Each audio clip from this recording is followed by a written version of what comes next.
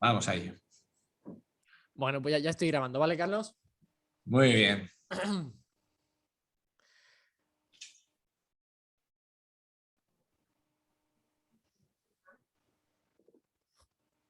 ¿Me escuchas bien, verdad, Carlos? Perfectamente, no hay problema. Voy a ajustar los cascos bien. Ya está. Pues vamos allá. Hola, Bueno, bienvenidos. Repetimos. buenos días. Hola, bienvenidos. Soy Joaquín Puerta y hoy estamos un día más en Tertulias Eléctricas. Hoy vamos a hablar de un tema muy importante que es el tema ATEX y de luminarias para ambientes explosivos. Hoy tenemos para hablar sobre este tema a Carlos Jiménez, responsable técnico de la empresa Airfal. Buenos días. Buenos días, Carlos. ¿Qué Bienvenido. tal? Igualmente, gracias. Bueno, gracias por estar hoy con nosotros. A ti. Bueno, como estaba comentando, vamos a hablar sobre luminarias tipo ATEX para ambientes explosivas. Y bueno, qué mejor que para ello que vengáis vosotros aquí a hablar de este tema, ya que sois un fabricante especializado en, pues eso, Correcto. en luminarias para ambientes explosivos. Entonces, bueno, Eso Carlos, es. creo que este tema genera muchas consultas y muchas dudas cuando vamos en el sector de la iluminación, cuando nos metemos en los proyectos, en las instalaciones y demás. Siempre creo que Sí. tanto los instaladores como las ingenierías, como los distribuidores de material eléctrico, distribuidores especializados, siempre hay una serie de dudas ahí muy generalizadas sobre qué es el látex, en qué consiste esto del látex, qué luminarias cumplen requisitos, cómo tiene que ser una luminaria. Entonces yo quería, pues eso, que hablemos sobre, oye, vamos a ver qué es esto del látex, cuándo hay que utilizar una luminaria tipo látex, en qué consiste esa luminaria, cómo está fabricada, cómo está diseñada, qué normativas aplican a este asunto. Entonces, si te parece, Carlos, a modo introductorio, para empezar, Sí, ¿qué es el látex? el látex. Vale. ATEX se refiere a todo aquello, a cualquier actividad que se realice o a un dispositivo diseñado para trabajar en una atmósfera con potencial riesgo de explosión. Es decir, todo lo relativo a minimizar un riesgo de explosión o a la eliminación de esa atmósfera explosiva. Esto sería una definición más o menos formal, pero realmente lo que hablamos que ATEX se refiere a todo aquello, tanto el lugar como la actividad y los medios para evitarlo, donde podamos tener una atmósfera que pueda generar una explosión. Es decir, reducir riesgos. Perfecto.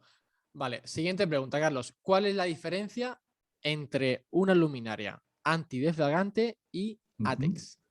Y ATEX. Vale. Esto es una confusión o una identificación muy habitual, sobre todo en el mundo de la iluminación. Se suele llamar antideflagrante a todo lo ATEX, ¿vale?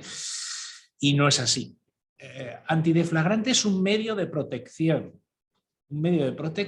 de los muchos que hay para dispositivos diseñados para trabajar en atmósferas potencialmente explosivas, ¿vale? Vale. Un producto antideflagrante es aquel que está diseñado para, en el caso de que penetre en su interior una atmósfera potencialmente explosiva y se produzca un punto de ignición en su interior, aunque se produzca una explosión, esta quede confinada, contenida dentro de ese producto antideflagrante. De ahí su nombre, antideflagrante. Se puede producir una explosión en su interior, pero no sale de ahí.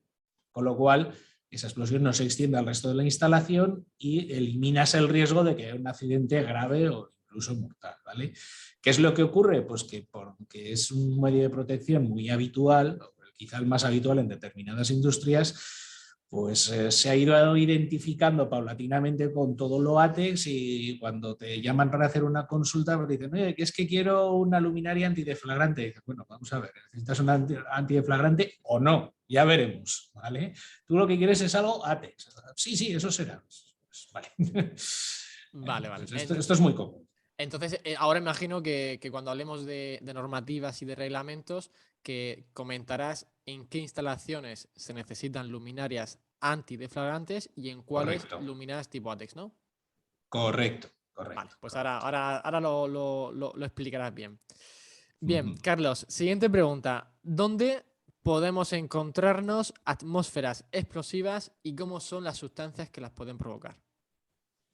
Realmente te puedes encontrar sustancias con atmósferas voy a decir, fíjate que digo siempre potencialmente explosivas, no siempre explosivas, sino que puedan ser explosivas, porque para ser explosiva en la atmósfera necesitas un combustible, aire, un comburente, o más bien el oxígeno, y además un punto de ignición y una relación de cantidades entre una cosa y otra, ¿vale?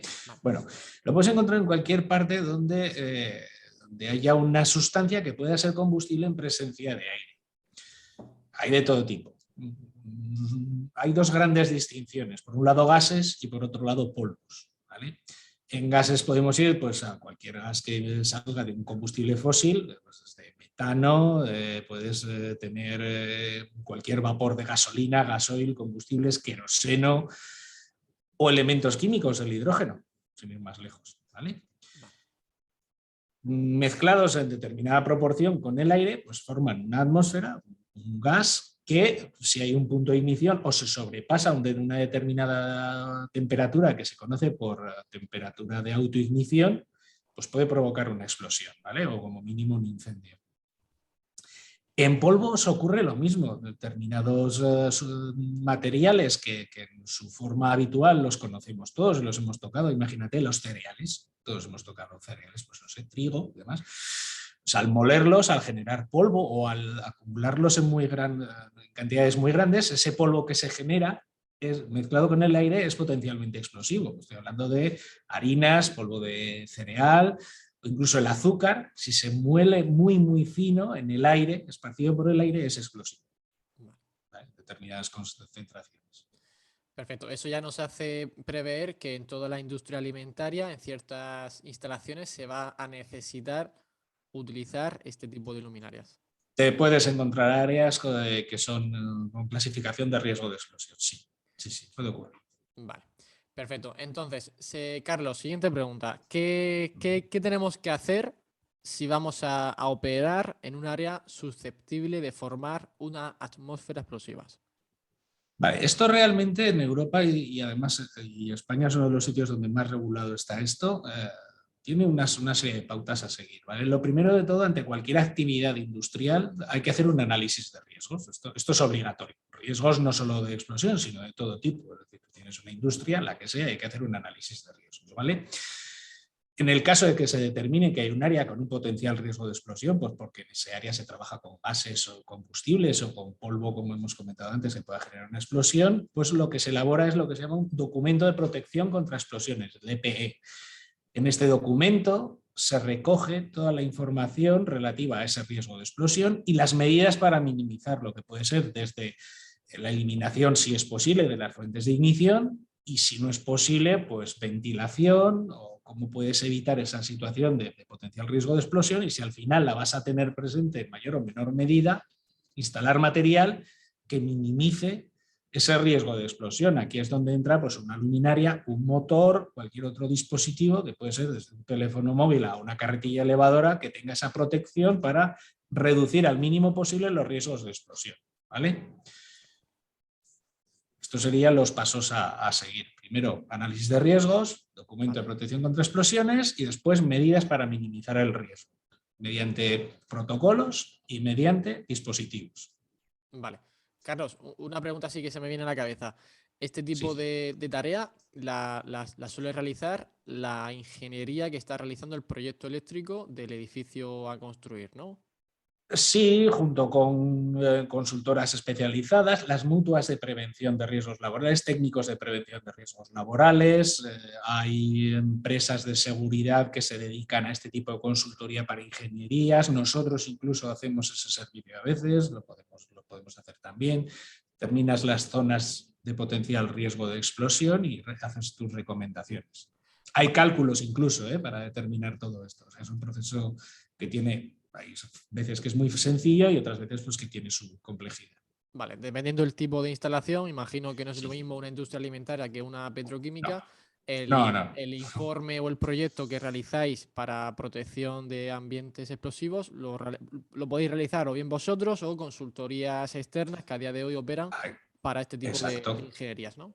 Exactamente, consultoría externa y sobre todo aquí tienen un papel fundamental pues, los servicios de prevención de riesgos laborales. Vale, perfecto, Carlos. Vale, entonces, habiendo visto esta pregunta, Sí. ¿Qué tipo de clasificaciones de zona ATEX podemos encontrar? Vale, primero hablamos de lo que se denominan clases, ¿vale? Clases de zonas ATEX, que fundamentalmente se refieren a si la actividad se realiza en superficie o es minería, ¿vale? O si es superficie, es lo que se llama clase 2 o de clase 3, para diferenciar las zonas de riesgo, ¿vale?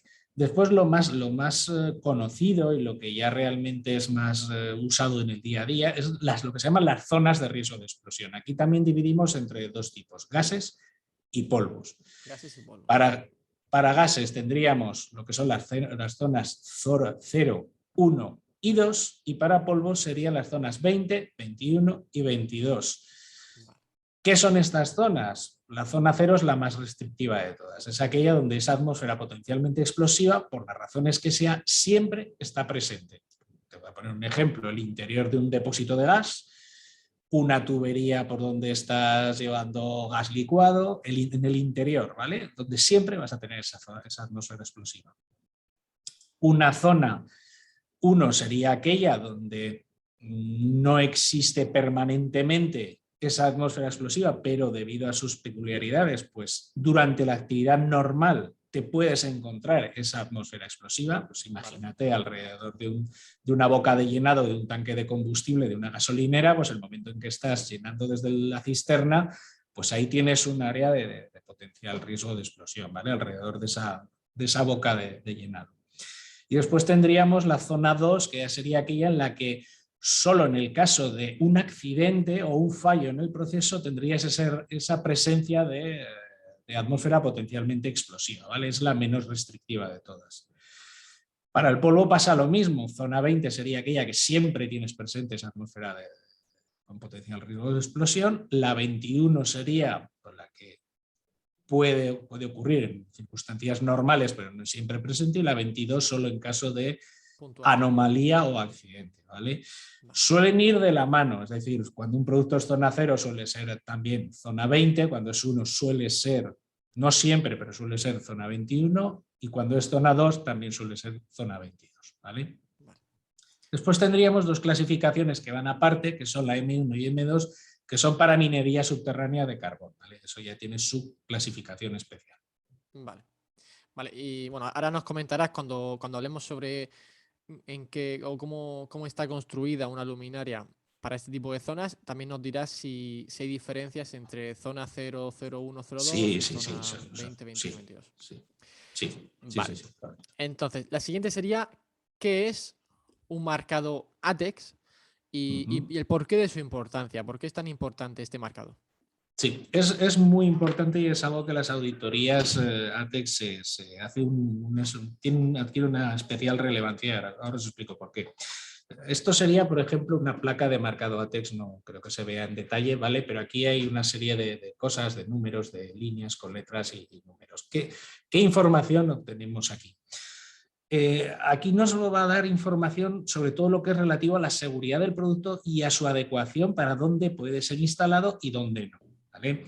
Aparte del habitual marcado CE que tiene cualquier producto industrial que propones en el mercado, hay dos líneas con números y letras que te indican. Lo primero, en este caso, la chapa que tengo aquí en la mano, aunque no se vea, pues habría un 2 en números romanos, que significa que es categoría 2, apto para industria de superficie. Vale. Aquí también nos diría, hay una G y una D que nos diría que es un producto apto para uso en atmósferas explosivas de gas y de polvo, las dos.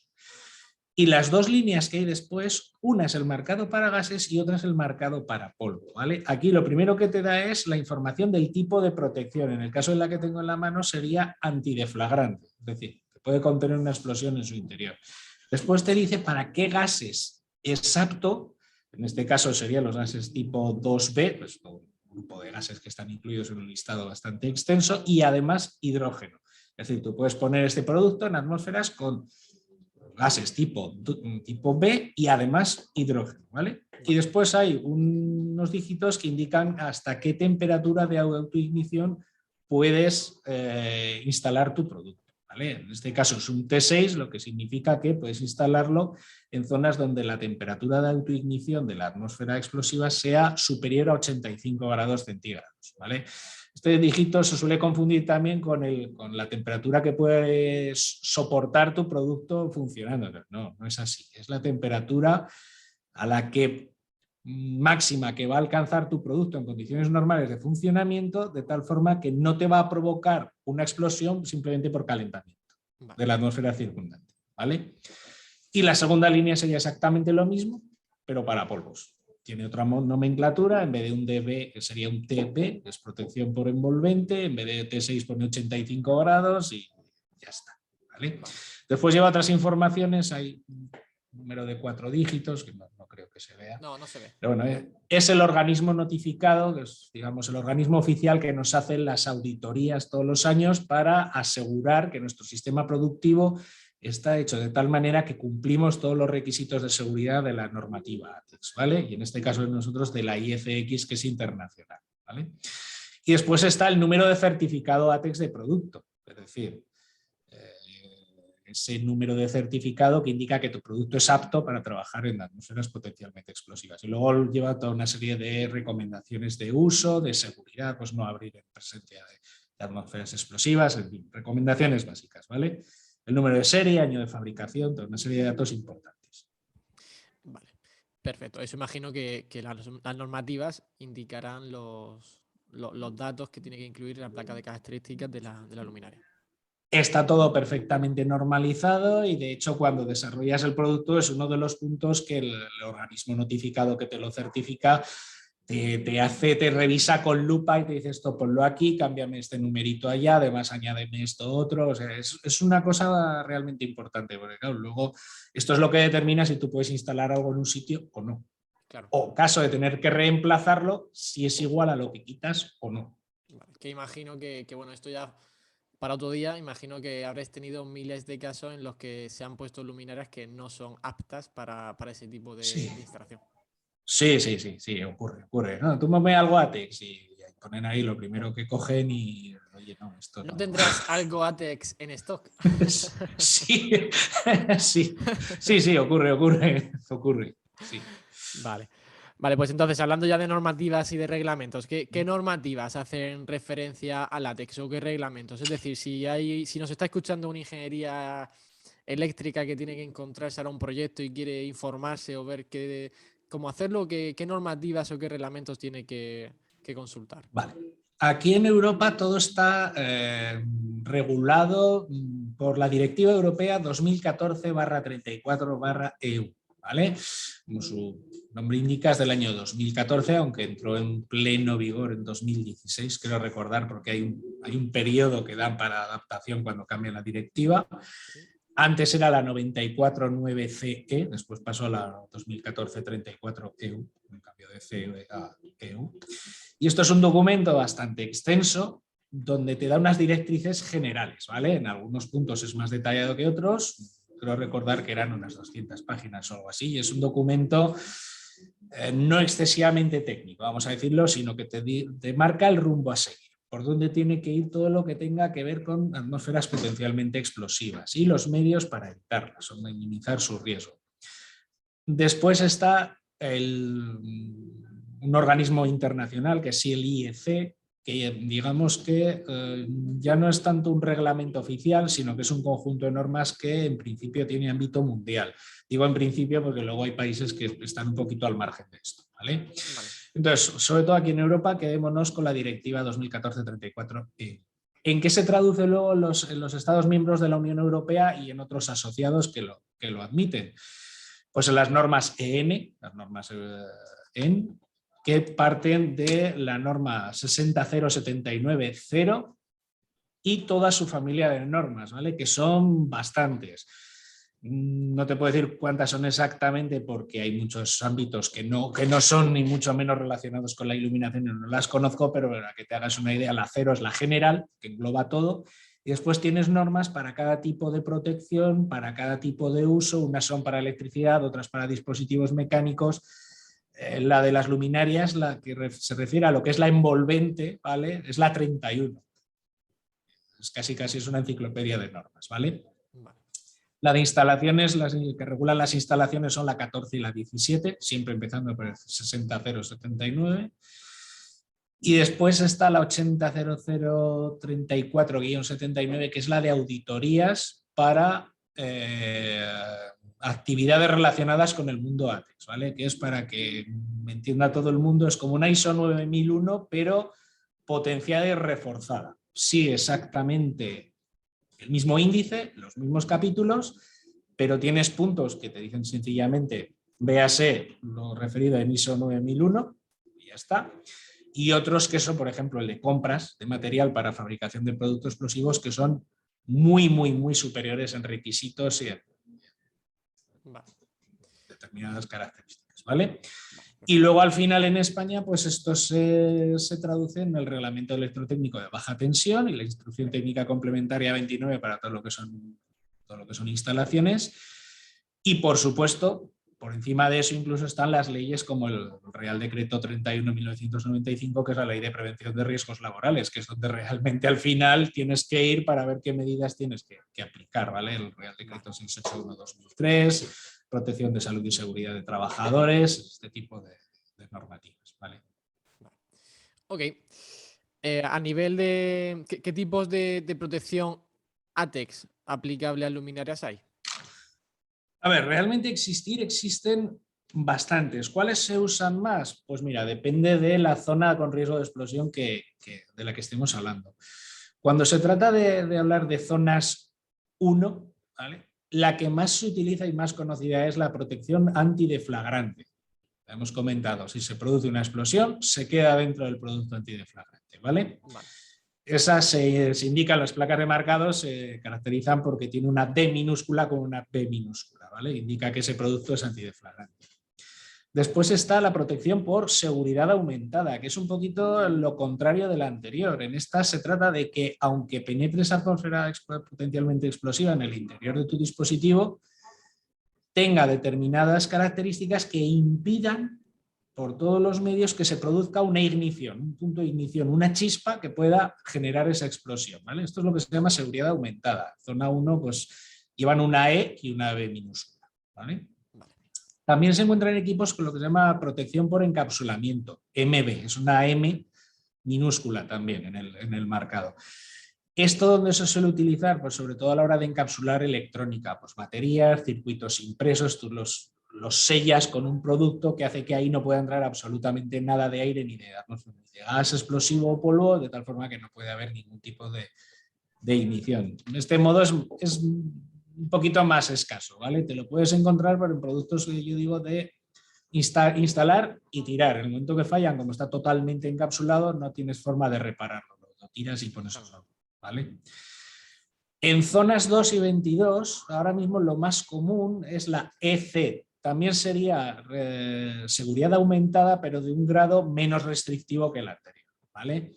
Antiguamente estaba la protección NA, que comúnmente se llamaba antichispas, es decir, oye, esto no te va a producir ningún tipo de chispa ni de ignición en condiciones normales y no te va a producir una explosión. Pero esa norma ya fue derogada y ya no puedes fabricar dispositivos NA, ¿vale? Ha sido sustituido por la EC, que es un punto más complicado de conseguir y más segura, ¿vale? Esto es lo más habitual. En iluminación también tenemos algún ejemplo de producto de respiración restringida, que se llama, ¿vale? Es que están fabricadas de tal forma que no pueda entrar, o sea, muy difícil que entre en el interior una atmósfera potencialmente explosiva y, por tanto, como no entra, pues no te va a generar una explosión. Pero esto es ya un poquito más difícil de ver. Vale. Vale, Carlos. A nivel, pasamos un poco a ver en qué consiste una luminaria tipo ATEX. Entonces, a nivel constructivo, ¿en qué consiste una luminaria tipo ATEX? Me refiero en comparación con una luminaria estándar, por ejemplo, como podría ser una pantalla estanca o una campana industrial habitual. A nivel constructivo, ¿en qué consiste este tipo de luminarias? También aquí hay diferencias según el tipo de protección o más bien el tipo de zona al que vaya destinada, ¿vale? En el caso de los productos destinados a zona 1 y 21, lo primero que llama la atención es la robustez de los dispositivos que tú estés utilizando. El grosor de las paredes, la resistencia estructural del producto. En el caso de una luminaria, pues hablamos que nuestro producto estrella, que es una luminaria tubular, la Piros, por ejemplo, pues te das cuenta que tiene unas tapas de aluminio que son extremadamente gruesas, que tiene una junta destinada a impedir que salga una potencial explosión interna que tiene 26 milímetros de longitud. El peso, te das cuenta del peso, si por ejemplo tomamos una campana industrial normal, para un almacén normal, pues te puede pesar, pues depende, si lleva un equipo magnético, pues ya pesará más, pero en el caso de que sea electrónico, pues pongamos que pese 5 kilos. El equivalente en antiexplosivo para zonas 1,21, pues te puede pesar 15, 20, 25 kilos. ¿Por qué? Pues porque los cuerpos son extremadamente robustos, están hechos o bien en aluminio de fundición, incluso en hierro colado, hierro de fundición de hierro, ¿vale? Todo lo que es la carcasa, ¿vale? Estamos hablando de que un proyector LED moderno que se instala delante del escaparate de cualquier comercio te puede pesar 2, 3, 4 kilos, ¿sí?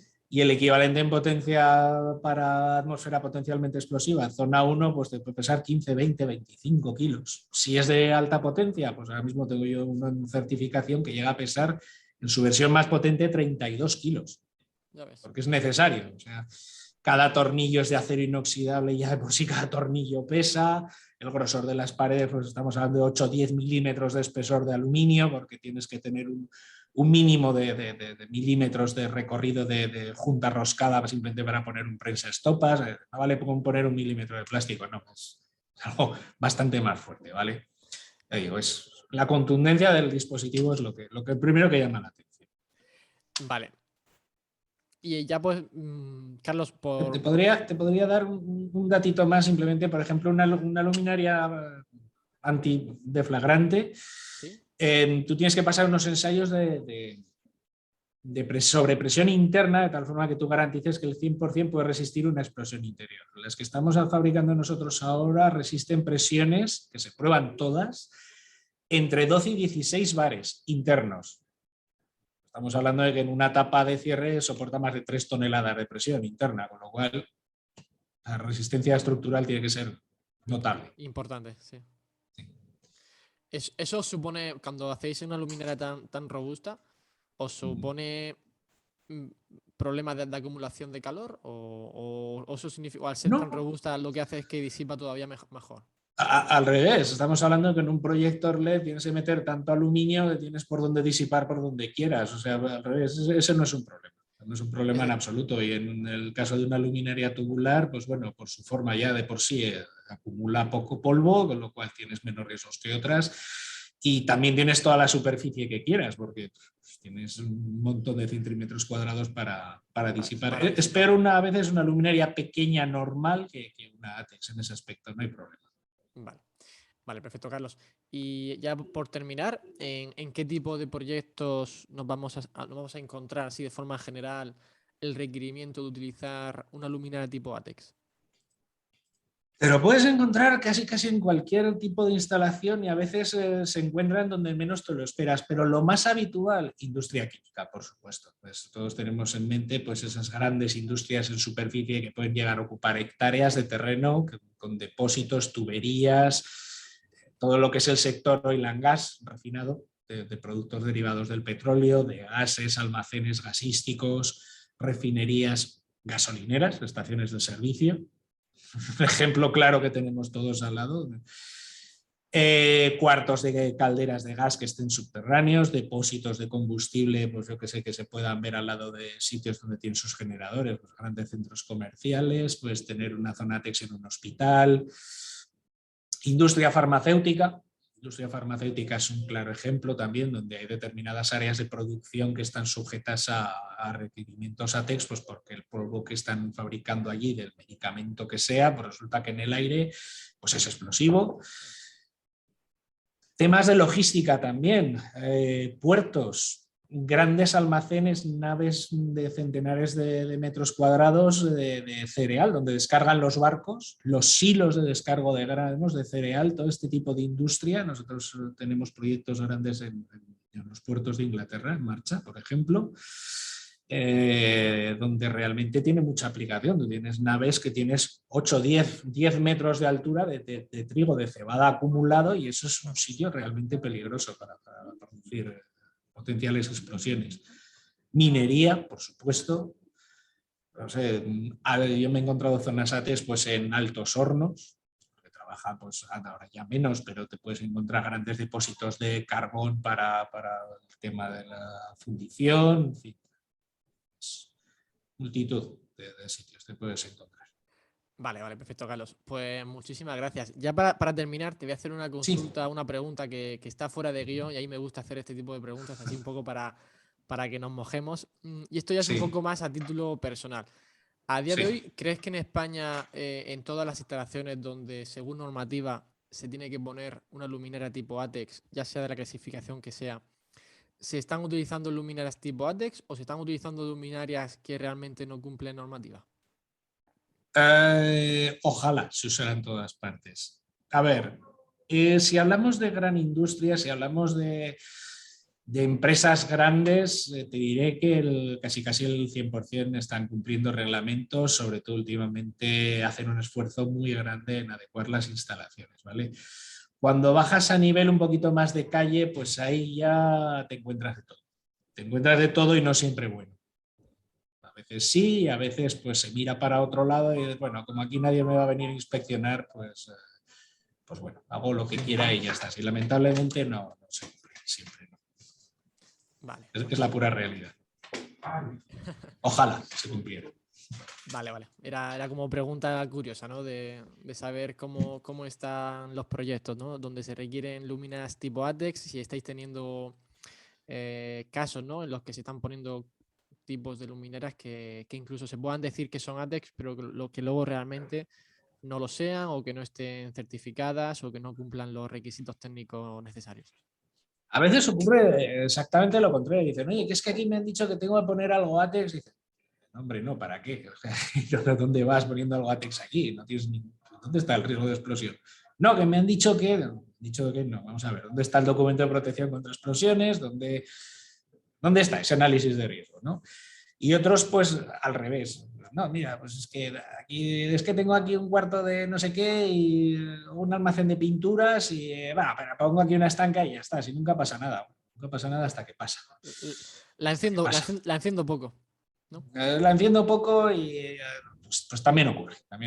Nosotros siempre aconsejamos oye, mira que esto es serio, que te puede ocurrir un accidente, que tienes una responsabilidad. Hombre, claro.